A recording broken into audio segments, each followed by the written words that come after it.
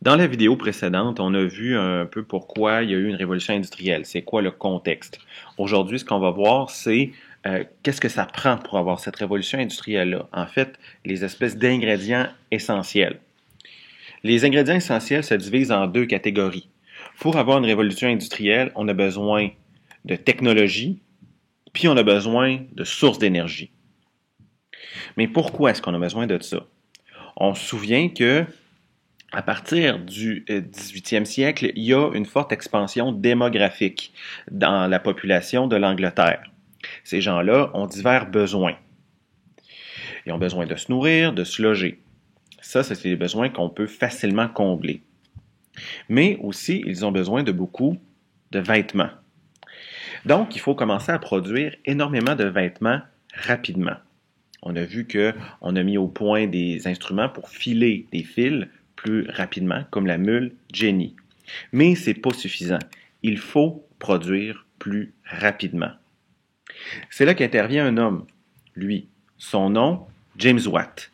Et James Watt a une solution. Il va inventer une machine qui fonctionne toute seule grâce à des sources d'énergie. Cette machine-là ressemble à ceci. C'est une machine à vapeur. En fait, on a un moteur qui produit de la chaleur, et donc cette chaleur-là va faire bouillir de l'eau, qui va faire de la vapeur, qui va actionner un piston, et qui va actionner une roue et créer un mouvement. Donc, c'est une machine qui crée un mouvement qu'on utilise pour faire tout plein de choses. Mais bien sûr, pour actionner ce moteur-là, on a besoin d'énergie.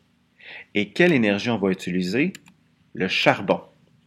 Le charbon, c'est un minerai qui se retrouve justement en abondance en Angleterre. Donc, il y a tout plein de gisements, surtout à peu près au centre du pays. On extrait le charbon dans des mines, dans des conditions assez horribles. D'ailleurs, on va y revenir dans un prochain cours. On transforme ce charbon-là, donc pour l'utiliser ensuite dans les machines à vapeur. Mais plus que ça, le charbon va avoir une autre utilité. Donc, de l'extraction du charbon, ce qu'on peut faire, c'est le mélanger à un autre minerai, le minerai de fer qu'on utilisait pour fabriquer différents outils. Mais en mélangeant le carbone du charbon au fer, donc en les faisant chauffer à de très hautes températures, en mélangeant donc les métaux, ce qu'on appelle de la métallurgie, on obtient un produit que vous connaissez très bien, l'acier. L'acier est beaucoup plus résistant que le fer et permet donc de construire des outils qui vont être beaucoup plus performants. Avec cet acier-là, entre autres, on va décider de construire des machines à vapeur. Éventuellement, il y en a qui vont avoir l'idée de construire autour de la machine à vapeur une locomotive qui va permettre de créer un mouvement pour faire avancer les choses. Et donc, c'est à partir des années 1830 qu'on va voir apparaître les premiers chemins de fer. Avant ça, les chemins de fer n'existaient pas. Ces chemins de fer-là vont être utiles pour transporter les marchandises, transporter le charbon, transporter le fer, transporter l'acier, mais également les vêtements et tous les autres produits qu'on produit.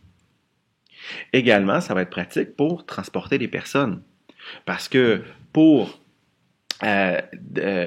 aller dans les villes, les gens vont devoir se déplacer. Donc, pour aller travailler dans les différentes usines qui produisent de l'acier ou encore pour se transporter vers les mines ou peu importe.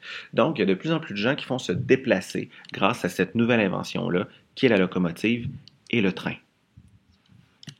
Si on voulait résumer, donc, le fonctionnement de notre révolution industrielle part de sources d'énergie, comme le charbon, qui permet d'actionner des technologies, comme la machine à vapeur, mais également permet de produire différents métaux, donc ce qu'on appelle la métallurgie, entre autres du fer. Et tout ça permet de produire de nouvelles inventions comme la locomotive et le train. Et c'est tout ça qui actionne notre révolution industrielle.